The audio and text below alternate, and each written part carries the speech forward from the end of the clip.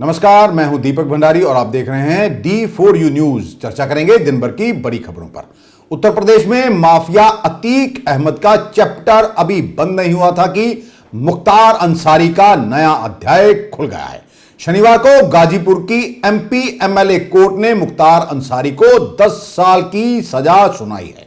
Gangster act का यह मामला 2007 में बीजेपी के विधायक कृष्णानंद राय की हत्या के 2 साल बाद दर्ज किया गया था। यह केस कृष्णानंद राय की हत्या के बाद हुई आगजनी, बवाल और कारोबारी नंद किशोर रुंगटा के अपहरण हत्या को आधार बनाते हुए पुलिस ने मुख्तार अंसारी और अफजल पर दर्ज किया था। अफजल को भी 4 साल की कैद की सजा सुनाई गई है। एक वक्त था जब 786 नंबर वाली खुली जीप पर सवार मुख्तार अंसारी जिस सड़क से गुजरता था, लोग अपना रास्ता बदल लेते थे। दहशत इतनी कि कोई भी उसके सामने खड़े होने की जरूरत तक नहीं करता था। एक वक्त यह भी आया था कि जब मौजूदा उत्तर प्रदेश के मुख्यमंत्री योगी आदित्यनाथ पर हुए हमले में मुख्तार अंसारी का नाम आया था, और एक वक्त था जब AK-47 से बीजेपी विधायक पर करीब 400 राउंड गोलियां चलवाने के मुख्तार अंसारी पर आरोप लगे थे। इसी को लेकर आज अदालत ने बड़ा फैसला सुनाया है, जिसमें उसे 10 साल की सजा सुनाई गई है।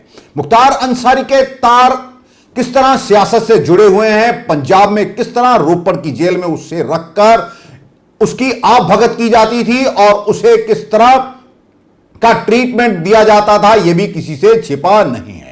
पंजाब के कैबिनेट मिनिस्टर हरजोत बैंस ने यह मामला विधानसभा में उठाया था, जब उन्होंने कहा था कि मुख्तार अंसारी को रोपड़ की जेल में रखा गया, उसकी खातिरदारी होती रही। जिस बैरक में 25 लोगों को रखना होता है, उस बैरक में अकेला मुख्तार अंसारी रखा गया। मुख्तार अंसारी कितना पावरफुल था और नेताओं का किस तरह उस पर आशीर्वाद था, इसका अंदाजा आप इसी बात से लगा सकते हैं कि मुख्तार अंसारी को जब यूपी से ट्रांजिट रिमांड पर प्रोटेक्शन वारंट पर यहां पर लाया गया तो उसे रोपड़ जेल में रख दिया गया। उत्तर प्रदेश की पुलिस ने बार बार आग्रह किया कि मुख्तार अंसारी के ऊपर 40 से ज्यादा मामले उत्तर प्रदेश में दर्ज हैं, लेकिन पंजाब सरकार ने मुख्तार अंसारी को वापस नहीं भेजा। कहा जाता है कि मुख्तार अंसारी को पंजाब की रोपड़ जेल में रखने के लिए कांग्रेस आला कमान की ओर से प्रदेश कांग्रेस को खास तौर पर आदेश जारी किए गए थे। अब मुख्यमंत्री भगवंत मान भी ये कह चुके हैं कि मुख्तार अंसारी को वहां पर ना भेजा जाए, उत्तर प्रदेश ना ले जा सके पुलिस। तो मामला जब सुप्रीम कोर्ट में पहुंचा तो महंगे वकीलों का भी इंतजाम किया गया। एक वकील उतारा गया जिसकी एक पेशी की फीस 11 लाख रुपए थी। 5 बार वह जाता है और कहता है कि मुख्तार अंसारी को हम नहीं सौंपेंगे, लेकिन बाद में सुप्रीम कोर्ट के आदेशों के बाद मुख्तार अंसारी को उत्तर प्रदेश पुलिस के हवाले कर दिया जाता है। किस तरह इन गैंगस्टरों के हाथ सियासत तक मिले हुए हैं और इन पर कोई कार्रवाई नहीं होती है, यह किसी से छिपा नहीं है। यह तो गनीमत है कि उत्तर प्रदेश में अब योगी आदित्यनाथ की सरकार है और गैंगस्टर अपनी जान बचाने के लिए यहां वहां मारे मारे फिर रहे हैं, वरना जनता का जीना दूभर हो गया था। पंजाब में भी किस तरह गैंगस्टरों ने लोगों का जीना हराम कर रखा था। जेलों से मोबाइल मिलना रोज की बात है। किस तरह से अब जेलों पर हमला हो सकता है, इसकी भी खुफिया रिपोर्ट जारी की गई है। अगली खबर फिर पहलवानों की है। दिल्ली के जंतर मंतर पर पहलवानों का धरना आज 7वें दिन भी जारी रहा। पहलवान रेसलिंग फेडरेशन ऑफ इंडिया के अध्यक्ष ब्रजभूषण शरण सिंह के इस्तीफे की मांग कर रहे हैं। शनिवार को कांग्रेस की महासचिव प्रियंका गांधी भी पहलवानों से मिली थी। किसी को नहीं मालूम अभी तक कि उस FIR में क्या है, कौन सी धाराएं कौन सी नहीं है। जब ये लड़कियां मेडल जीत के आती हैं तो हम सब ट्वीट करते हैं, सब कहते हैं कि हमारा गर्व है। सारे जितने भी नेता हैं हम इंक्लूडेड इसमें, हम सब कहते हैं कि ये सबसे बड़ी बात है, देश के लिए अच्छा है, ये है, इन्होंने देश का गर्व सम्मान रखा है। और आज जब सड़क पे बैठी हुई हैं, जब कह रही हैं कि हमारी बात सुन लीजिए, हमारे साथ गलत हुआ है, तो कोई सुनने को तैयार नहीं। मैंने आपसे, आप बार बार यही कह रहे हैं, मैंने आपसे कहा ना, अगर FIR दर्ज हुए हैं तो कम से कम इनको दिखाना चाहिए कि क्या है, कॉपी देनी चाहिए। देखिए सीधी सी बात है, इतने जो सीरियस एलिगेशंस हैं इस शख्स के बारे में, तो पहले रिजाइन तो करें, उनको पद से तो हटाएं। जब तक पद पे हैं तब तक प्रेशर डालते रहेंगे, तब तक करियर बर्बाद करते रहेंगे लोग। इन्वेस्टिगेशन चल रहा है, इसका मतलब क्या है?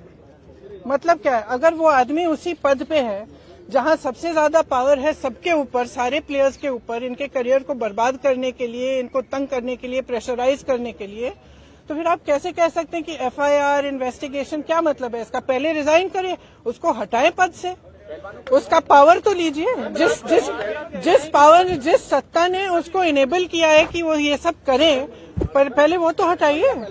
उसके बाद शाम को दिल्ली के मुख्यमंत्री और आम आदमी पार्टी के संयोजक अरविंद केजरीवाल भी वहां पर पहलवानों से मिलने गए और उन्हें अपना समर्थन दिया।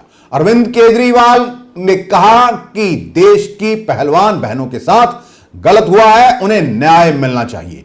पूरा तंत्र आरोपियों को बचाने में लगा हुआ है, गलत काम करने वालों को सख्त सजा मिलनी चाहिए।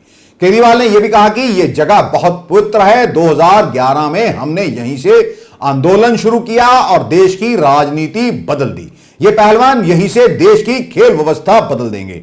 मेरी अपील है कि जिन लोगों को देश से प्यार है वह छुट्टी लेकर पहलवानों का साथ देने के लिए यहां पर आए। केंद्र सरकार से भी अपील है कि वह यहां का बिजली पानी बंद ना करें। केजरीवाल ने यह भी कहा कि एक हफ्ते से देश के पहलवान प्रदर्शन कर रहे हैं क्योंकि बीजेपी के बाहुबली नेता ने बेटियों के साथ दुर्व्यवहार किया। किसी भी बहन बेटी के साथ गलत काम करने वाले को तुरंत फांसी पर लटका देना चाहिए। मगर दुख की बात है कि जिन बेटियों ने देश का नाम रोशन किया है उन्हें न्याय की लड़ाई लड़नी पड़ रही है।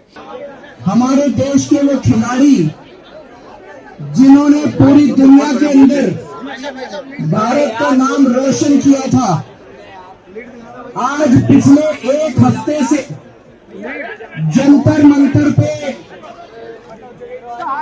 एक हफ्ते से प्रदर्शन कर रहे हैं। क्यों प्रदर्शन कर रहे हैं? क्योंकि इनकी पार्टी के किसी बड़े नेता ने हमारे देश का नाम रोशन करने वाली लड़कियों को, हमारी बहनों के साथ दुर्व्यवहार किया, गलत काम किया। वैसे तो हमारे देश की किसी भी लड़की के साथ, हमारे देश की किसी भी बहन के साथ, हमारे देश की किसी भी महिला के साथ अगर कोई गलत काम हो, उस व्यक्ति को तुरंत पकड़ के सख्त से सख्त सजा मिलनी चाहिए, फांसी पर लटका देना चाहिए उसको। लेकिन ये बड़े दुख की बात है कि ये महिलाएं सामान्य महिलाएं नहीं है, ये वो है जिन्होंने भारत का नाम रोशन किया है अपनी मेहनत से। आप लोगों ने देखा होगा टीवी के अंदर, जब इन्होंने मेडल जीते थे पूरी दुनिया देख रही थी, इनके हाथ में तिरंगा था और पीछे जनगण मन का गाना, अपना गीत चल रहा था, जनगण मन गाया जा रहा था, पूरी दुनिया देख रही थी। उनके साथ अगर किसी आदमी ने छेड़खानी करी, दुर्व्यवहार किया, गलत काम किया, उसकी एफआईआर दर्ज कराने के लिए उनको यहाँ पे जंतर मंतर पे बैठना पड़ रहा है, उसको सजा दिलवाने के लिए बैठना पड़ रहा है। क्यों? सबसे पहले तो मैं इन पहलवानों को सलाम करता हूँ, इनके जज्बे को सलाम करता हूँ, इनके संघर्ष को सलाम करता हूँ। मैं इनको ये कहना चाहता हूँ, एक एक भारतीय जो भी भारत देश से प्यार करता है, इसमें कोई पार्टीबाजी की बात नहीं है, जो भी भारत देश से प्यार करता है, पूरा देश देख रहा है इन टीवी चैनलों के माध्यम से, जो भी भारत देश से प्यार करता है वो आपके साथ खड़ा है। जो भी चाहता है हमारा देश ओलंपिक में आगे बढ़े, हमारे देश अंतर्राष्ट्रीय खेलों में आगे बढ़े, जो भी व्यक्ति चाहता है वो आपके साथ खड़ा है। आज एक आदमी इनकी बच्चियों के साथ गलत काम करता है, पूरा तंत्र लग गया बचाने के लिए। तो संदेश ये है कि अगर इनकी पार्टी का कोई भी आदमी चोरी करेगा, उचक्का गलत काम करेगा, महिलाओं के साथ छेड़छाड़ करेगा उसका बाल भी बांका नहीं किया जाएगा। उधर बृजभूषण का कहना है कि मैं इस्तीफा नहीं दूंगा। उन्होंने कहा कि मैं पूरी तरह से निर्दोष हूं, अपराधी बनकर इस्तीफा नहीं दूंगा। प्रदर्शन राजनीति से प्रेरित है। खिलाड़ी जो प्रदर्शन कर रहे हैं इसके पीछे राजनेताओं का हाथ है। इसमें बड़े नेता और बड़े व्यापारी शामिल हैं। पहलवानों की शिकायत पर शुक्रवार को देर रात दिल्ली पुलिस की ओर से एफआईआर दर्ज की गई थी। इसके बाद यूपी में गोंडा में बृजभूषण ने प्रेस कॉन्फ्रेंस की और कहा यह खिलाड़ियों का धरना नहीं, मैं पूरी तरह से निर्दोष हूं। हरियाणा के 90% खिलाड़ी मेरे साथ हैं। अपराधी बनकर मैं इस्तीफा हरगिज नहीं दूंगा। मुझे न्यायपालिका पर भरोसा है, जांच पर भरोसा है। देश के अंदर जो न्याय देने की प्रक्रिया है उस पर भरोसा है। अलग से मुझे कुछ नहीं कहना है। फेडरेशन के अध्यक्ष के तौर पर सांसद जी आपसे लोग बोल रहे हैं कि अगर आप इस्तीफा दे देंगे तो एक सही जांच हो जाएगी, इस पर आपका क्या कहना है? नहीं, फेडरेशन का कोई रोल नहीं है। फेडरेशन का कोई रोल नहीं है और इन लोगों की डिमांड लगातार बदलती है।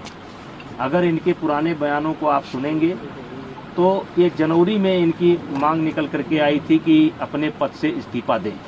मैंने उस समय कहा था कि पद से इस्तीफा देने का मतलब है कि मैंने इनके आरोपों को स्वीकार कर लिया। मेरा कार्यकाल लगभग पूरा हो चुका है।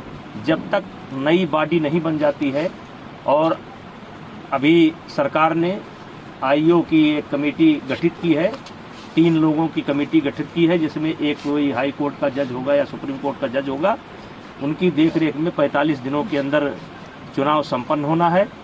चुनाव संपन्न होते ही मेरा कार्यकाल स्वतः समाप्त हो जाएगा। इस्तीफा कोई इतनी बड़ी चीज नहीं है, लेकिन अपराधी बनकर नहीं, अपराधी बनकर के नहीं, मैं अपराधी नहीं हूँ। और इनकी डिमांड लगातार बदल रही है। अगर इनके बयान को आप सुनेंगे तो लगातार ये देखेंगे कि ये हर रोज एक नया मुद्दा लेकर के आ जाते हैं। इन्हीं के कहने पर जांच कमेटी बनी। इन्हीं के कहने पर एक व्यक्ति ऐसा है जिसको जांच कमेटी में शामिल नहीं होना चाहिए था, उसको भी सरकार ने शामिल किया। मुझे आपत्ति करनी चाहिए थी, मैंने कोई आपत्ति नहीं की। जांच कमेटी की रिपोर्ट लगातार इनके पास पहुंच रही थी। कौन कौन खिलाड़ी क्या क्या बोला लगातार डे बाई डे इनके पास पहुंच रही थी। इनको जब आभास हो गया कि जांच कमेटी में कोई आरोप सिद्ध नहीं हो रहे हैं तो इन्होंने कमेटी के सार्वजनिक होने का इंतजार भी नहीं किया और ये सुप्रीम कोर्ट चले गए और एक कोई नया मामला लेकर के भी गए हैं। और सुप्रीम कोर्ट में नया मामला लेकर के गए हैं और इन्होंने जिन बच्चों को पहले पेश किया है, कोई नाबालिग मैं नहीं जानता, एक ऐसा हवा में निकल करके आ रहा है कि उसमें से कोई नाबालिग है। तो मेरा सवाल यह है कि उसको जांच कमेटी के सामने क्यों नहीं पेश किया गया। और मैंने एक ऑडियो दिया है जिसमें एक खिलाड़ी, मैंने एक ऑडियो दिया है जिसमें धरने पर बैठा हुआ एक खिलाड़ी किसी लड़की से कह रहा है कि किसी भी लड़की का इंतजाम कर दो, किसी भी तरीके से इंतजाम कर दो। और ये लगातार इसका उल्लंघन कर रहे हैं। रोज रोज ये नई डिमांड लेकर के आ जा रहे हैं। अब जांच एजेंसी की रिपोर्ट सार्वजनिक होने का इनको इंतजार करना चाहिए। फिर ये धरने पर बैठ गए। अब धरने पर बैठ गए, पहले इनकी मांग थी एफआईआर की जाए। चलिए भाई, इनकी मांग स्वीकार हो गई, अब एफआईआर हो गई। अब इनको चाहिए, अब कहते हैं कि जेल के अंदर होना चाहिए, सारे पदों से इस्तीफा देना चाहिए। तो ये जो मेरे पद, मैं लोकसभा का सदस्य हूँ, ये पद मुझे विनेश फोगाट की कृपा से नहीं मिला है, हमारे क्षेत्र की जनता ने मुझे दे रखा है। मुख्यमंत्री भगवंत मान ने शनिवार को पटियाला की पंजाबी यूनिवर्सिटी के 62वें स्थापना दिवस के समागम के दौरान कहा कि सूबे का कोई भी बच्चा क्वालिटी एजुकेशन से वंचित ना रहे, इसके लिए स्कूलों, कॉलेजों और यूनिवर्सिटियों को फंड की कमी नहीं आने दी जाएगी। उन्होंने कहा कि यूनिवर्सिटी के गुरु तेग बहादुर हाल को अपग्रेड भी किया जाएगा। उन्होंने विद्यार्थियों से भी मन लगाकर पढ़ने की अपील की है। पिछले दिनी जो मैं आया सी ਉਦੋਂ मैं ਇੱਥੇ ਇਸੇ ਸਟੇਜ ਤੇ ਬੋਲਦੇ ਕਿਹਾ ਸੀ ਕਿ ਜਿਹੜੀ ਵਿੱਦਿਆ ਜਿਹੜੀ ਐਜੂਕੇਸ਼ਨ ਹੈ ਇਹ ਕਰਜ਼ੇ ਥੱਲੇ ਨਹੀਂ ਹੋਣੀ ਚਾਹੀਦੀ। ਫਿਰ ਸਾਡੇ ਸਮਾਜ ਦੀ ਇਹ ਲਾਹਨਤ ਹੋਊਗੀ ਕਿ ਅਸੀਂ ਵਿੱਦਿਆ ਨੂੰ ਵੀ ਕਰਜ਼ੇ ਥੱਲੇ ਦੱਬ ਲਿਆ। तो ਅਸੀਂ ਪਹਿਲਾ ਬਜਟ ਫੁੱਲ ਬਜਟ ਪਹਿਲਾ ਸੀ ਸਾਡਾ, ਉਹਦੇ ਵਿੱਚ ਬਕਾਇਦਾ ਤੌਰ ਤੇ ਵਿਧਾਨ ਸਭਾ ਦੇ ਵਿੱਚ ਅਸੀਂ ਬਜਟ ਰੱਖਿਆ ਤੇ ਨਾਲ ਪਰ ਮੰਥ ਵੀ ਅਸੀਂ 30 ਕਰੋੜ ਰੁਪਈਆ ਯੂਨੀਵਰਸਿਟੀ ਨਾਲ ਕੱਲ ਸਾਡੇ ਵਿੱਤ ਮੰਤਰੀ ਸਾਹਿਬ ਨੂੰ ਕਿਹਾ। ਤੇ ਹੁਣ ਜਿਸ ਤਰ੍ਹਾਂ ਵਾਈਸ ਚਾਂਸਲਰ ਸਾਹਿਬ ਕਹਿ ਰਹੇ ਸੀ, ਹੁਣ ਥੋੜਾ ਜਿਹਾ ਰਿਜ਼ਲਟ ਦੇਣ ਦਾ ਕੰਮ ਤੁਹਾਡਾ ਹੈ। ਜੇ गोल्ड मैडल जितोगे भावें जिहड़े मर्जी फील्ड जित लो, मैं नहीं कहना कली पढ़ाई जिहड़े मर्जी फील्ड च कोई खोजां जित लो, कोई टैक्नोलॉजी जित लो, जो गोल्ड मैडल जित लोगे समझ लो सरकार के पैसे वसूल कि असी जो काम वास्ते देते सी यूनिवर्सिटी वो रिजल्ट दिंदी है तो सानू भी चंगा लगता। पैसे की कोई कमी नहीं आउण दिंदे, खास तौर पर स्कूलों लई, कालजां लई, यूनिवर्सिटियां लई, क्योंकि सरकारां दा फर्ज बनता है।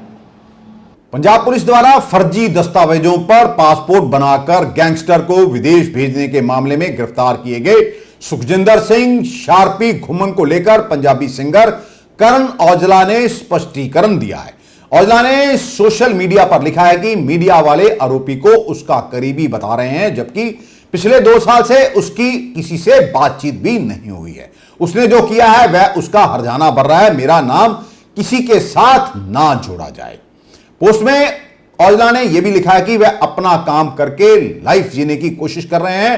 वह खुद 4 बार एक्सटॉर्शन का शिकार हो चुके हैं, 5 बार उन पर हमले हुए हैं, किसी ने सहानुभूति वाली कोई खबर नहीं चलाई। आपको बता दें कि औजला की कुछ दिन पहले एक वीडियो वायरल हुई थी जिसमें वह लॉरेंस बिश्नोई के भाई के साथ डांस करते दिखाई दे रहे हैं। इंडियन आर्मी के इतिहास में पहली बार आर्टिलरी रेजिमेंट में महिला अधिकारियों को शामिल किया गया है। शनिवार को ऑफिसर्स ट्रेनिंग एकेडमी चेन्नई में पासिंग आउट परेड के बाद 5 महिला अधिकारी आर्टिलरी रेजिमेंट में कमीशन हो गई। इनमें से 2 को पाकिस्तान की सीमा पर लगी यूनिट में पोस्टिंग दी गई है, वहीं 3 अधिकारी चीन बॉर्डर पर तैनात यूनिट में काम करेंगे। गलवान हमले में शहीद हुए जवान दीपक सिंह की पत्नी रेखा सिंह भी सेना में शामिल हो गई हैं। वह अपनी ट्रेनिंग पूरी करने के बाद सेना में लेफ्टिनेंट के पद पर भर्ती हुई हैं। दीपक सिंह को अपनी वीरता के लिए वीर चक्र भी दिया गया था। आज के लिए बस इतना ही। कल आपके समक्ष फिर हाजिर होंगे, तब तक के लिए नमस्कार।